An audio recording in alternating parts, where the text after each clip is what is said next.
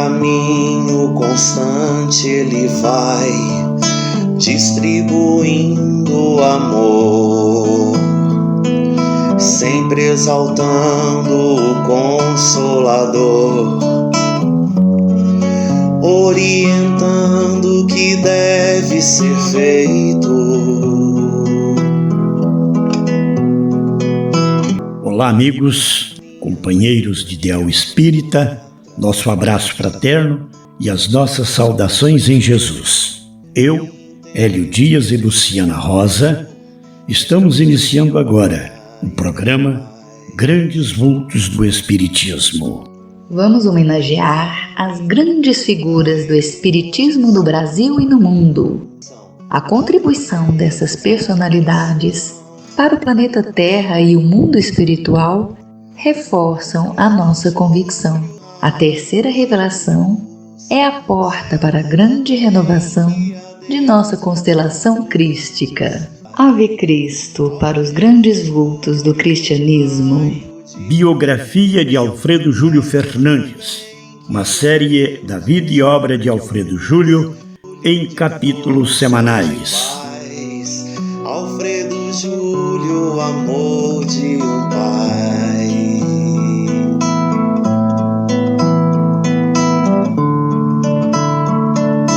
Por mais escura que seja a noite, o sol tornará a alvorecer. E por mais complicada ou sombria se nos faça a senda de provas, é preciso lembrar que para transpô-la, todos temos, invariavelmente, em nós e por nós, a luz inapagável de Deus. Capítulo 6. Assistência aos obsediados.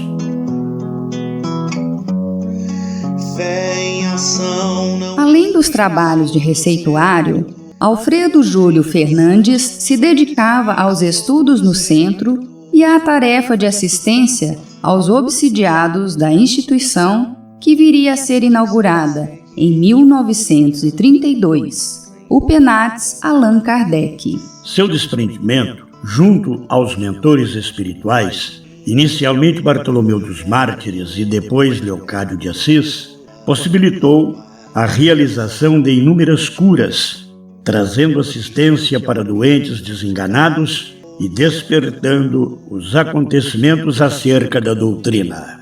Sua lucidez espiritual possibilitou que, assim que ele se visse livre do corpo físico, se fizesse presente para o médium berabense Adelino Carvalho.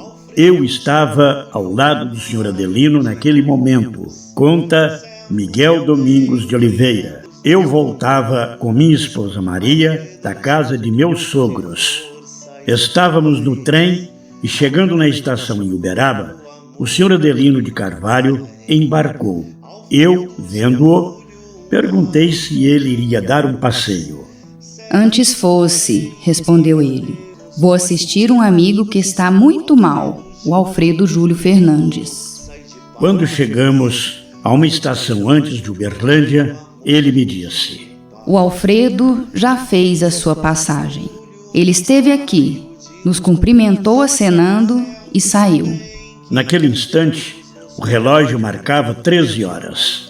Quando chegamos à estação de Uberlândia, muitos espíritas aguardavam por Adelino de Carvalho, que assim que desembarcou, avisou os confrades sobre o desenlace do amigo, o que foi confirmado pelo Sr. Fernando Vilela, que apressadamente chegava à estação com uma notícia, confirmando também o horário em que ocorreu o desenlace de Alfredo Júlio Fernandes. Vamos ouvir agora a fantástica história envolvendo o desencarne de Alfredo Júlio Fernandes em 1937, contada pelo companheiro Wellington Melo. E no dia 6 de agosto do ano de 1937, eis que num trem de ferro rumo a Uberlândia, e onde viajava o saudoso tio Miguel, que trabalhou no Centro Espírita Joana d'Arc, adentra na cidade de Uberaba o senhor Adelino de Carvalho. Então, já amigos, o tio Miguel pergunta para o senhor Adelino: olha, Adelino, vai passear em Uberlândia? Não, Miguel, vou visitar um amigo, mas temo não alcançá-lo em vida, pois ele não está bem de saúde. E o tio Miguel: mas de quem se trata, Adelino? Trata-se do nosso querido Alfredo Júlio Fernandes. Ele não está muito bem e tememos realmente não alcançá-lo mais em vida. A viagem prossegue, a conversação se estende. De repente, o senhor Adelino fala: olha, Miguel, realmente não vamos mais alcançar o Alfredo em vida. Mas como assim? O que você está me dizendo? Ele acaba de desencarnar. Mas como sabe disso? Ele mesmo está aqui me informando esse fato. Portador de uma mediunidade muito interessante, o senhor Adelino de Carvalho, que viveu e atuou muito no movimento espírita de Uberlândia, tinha, entre outras faculdades, a clarividência e também a psicofonia. Então ele complementa a sua fala para com o tio Miguel: olha, Miguel, e ele nos pede que nos apressemos quando chegarmos em Uberlândia, porque ele gostaria de comunicar-se com a família. Tio Miguel então tratou logo de anotar aquela hora, e chegando em Uberlândia, foram recebidos então por alguns confrades lá na estação ferroviária, e o tio Miguel tratou logo de perguntar a que horas o Alfredo desencarnou. Quando recebeu a resposta, tratava-se realmente da hora mencionada, quando em viagem no trem de ferro. Acontece, queridos irmãos, que nessa manhã de agosto de 1937, o senhor Alfredo Júlio estava febril. Então, antes mesmo que o sol surgisse no horizonte, alguém lhe bate à porta de sua residência, conclamando ajuda para um filhinho que também estava febril, e a mãe não conseguira conter a febre da criança durante a noite, e a febre progredia, avançava. Então essa senhora, batendo à porta da casa do senhor Alfredo Júlio: olha, Alfredo, pelo amor de Deus, venha logo, porque eu temo pelo pior. Eu não consegui conter a febre do meu filho.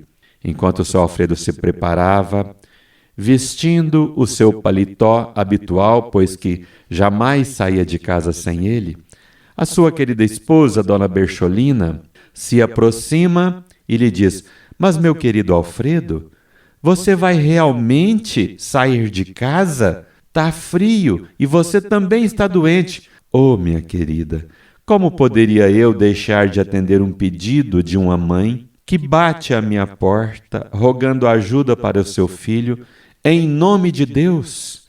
Sim, vou atendê-la. Daí, então, ele parte, volta em alguns minutos para sua casa, feliz, contente. Bercholina, graças a Deus, com a ajuda dos benfeitores espirituais, a febre foi contida. Mas aí, o seu estado de saúde se agrava e ele desencarna. Então, voltando à nossa narrativa, desembarcam em Uberlândia o tio Miguel, acompanhado do seu Adelino, e alguns confrades os aguardavam na estação ferroviária e os conduzem à casa do senhor Alfredo Júlio. Lá chegando, seu Adelino trata logo de manifestar o desejo do senhor Alfredo Júlio de comunicar-se com a família. Então, enquanto o corpo físico está sendo velado num dos ambientes da residência, num outro ambiente um pouco mais reservado, realiza-se uma reunião de ordem mediúnica, onde o seu Adelino se propõe a ser o médium de psicofonia, por intermédio do qual o senhor Alfredo Júlio faria a comunicação. Esse episódio nos chama a atenção, pois que temos no livro Céu e Inferno uma comunicação do espírito Sanson, membro da Sociedade Espírita de Paris, comunicando-se enquanto dava-se o seu velório, mas por evocação. Nesse caso que ora citamos, foi o próprio desencarnado que manifesta o desejo de comunicar-se. Isso nos mostra a superioridade e o desapego desse espírito que viveu de forma desapegada do mundo físico. Mas lá, quando deu-se a comunicação, ele se dirige então à esposa. Bercholina, minha querida, comporte-se. Os amigos espirituais estão todos presentes. Onde está a sua fé em Jesus e na doutrina que nós esposamos, minha querida? Obviamente, todos se emocionam e ele então complementa a comunicação. Olha, Bercholina, se porventura pairar em sua mente alguma dúvida de que realmente sou eu quem estou aqui a lhe falar, deixo-lhe uma prova contundente. Você pediu para que o médico não tirasse água da pleura para realizar os exames que constatariam e confirmariam a meningite, mas ele retirou, sem a sua aprovação, nem tampouco consentimento. E o doutor, o médico particular do Sr. Alfredo Júlio, se fazia presente nessa reunião doméstica. Então, quando todos o olharam, ele só confirmou, balançando a cabeça positivamente. Não havia dúvidas. Era o Sr. Alfredo Júlio Fernandes que fazia uma comunicação, então, de corpo presente. Agradeçamos a bênção da reencarnação. Alfredo Júlio, um raio de... Chegamos ao final do programa Grandes Vultos do Espiritismo, com Hélio Dias e Luciana Rosa, apresentando a série Vida e Obra de Alfredo Júlio Fernandes. Capítulo 7. Desdobramento das atividades assistenciais no Penates Allan Kardec. O nosso muito obrigado pela atenção dispensada e Ave Cristo em nossos corações. Alfredo Júlio, um raio de luz, servo do bem que a Deus nos conduz. Alfredo Júlio, de força e de paz. Alfredo Júlio, amor de um pai.